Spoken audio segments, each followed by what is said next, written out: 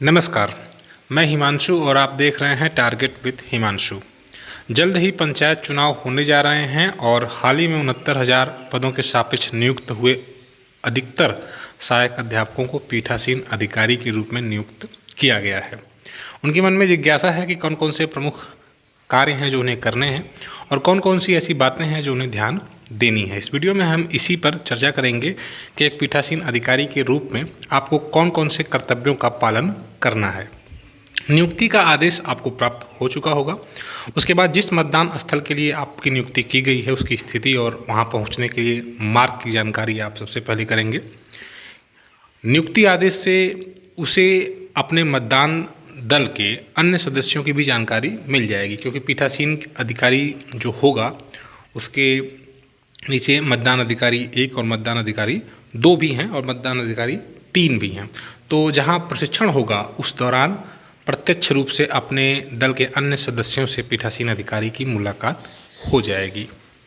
और जब एक दिन का ट्रेनिंग जो आपका चलेगा उस दौरान प्रशिक्षण बैठक में पूरी जिज्ञासा और जागरूकता के साथ आपको भाग लेना है और जो भी आपकी शंका या समस्या है उसका समाधान आप संबंधित जो प्रशिक्षण दे रहा है उस अधिकारी से आप कर सकते हैं।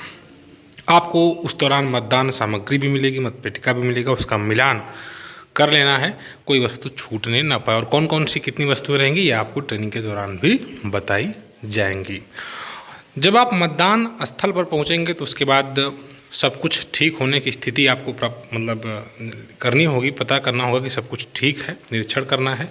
अगर किसी प्रकार की सामग्री या किसी सूची की ज़रूरत है तो उसे प्राप्त करने के लिए आप आवश्यक सूचना निर्वाचन अधिकारी को या रिटर्निंग अफसर होते हैं या जोनल मजिस्ट्रेट, सेक्टर मजिस्ट्रेट जो भी है वहाँ पर अधिकारी, उनको भेजना है कि आपको इस चीज़ की ज़रूरत है।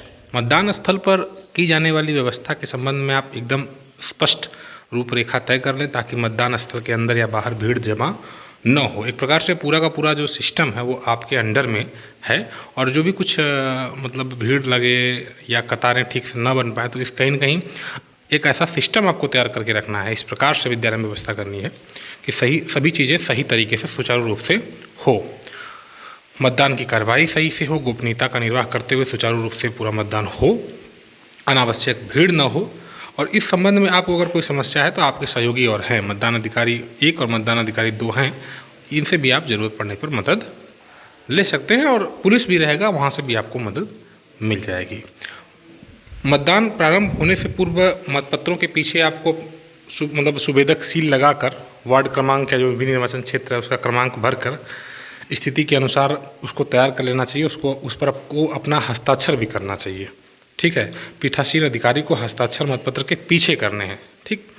और ऐसा अगर आप पहले से तैयारी करके रखे रहेंगे, जितनी भी वोटिंग होगी, जितने भी मतपत्र हैं, सब पर आपको अपना हस्ताक्षर करना है। कहीं कहीं ज़्यादा पदों के लिए होता है, महाप्रधान, प्रधान, मेंबर्स भी होते हैं, तो सब पर आपको अपना हस्ताक्षर करना है, ठीक है।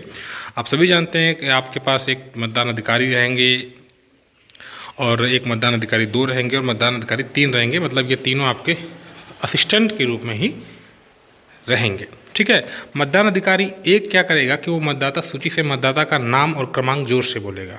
मतदान अधिकारी 1 को यह बिल्कुल आश्वस्त कर लेना है कि मतदाता जो आया है वह वही व्यक्ति है जो होने का वह दावा करता है, यानी कि आईडी से मिलान करेगा मतदान अधिकारी 1। और जो भी मतदाता के द्वारा पहचान पत्र लाया गया है और जो पर्ची है उसी के आधार पर वह पर्ची के आधार पर मत नहीं प्राप्त कर सकता जब तक कि उसकी ओरिजिनल कोई आईडी न हो। तो ये मतदान अधिकारी 1 का कार्य है, ठीक है।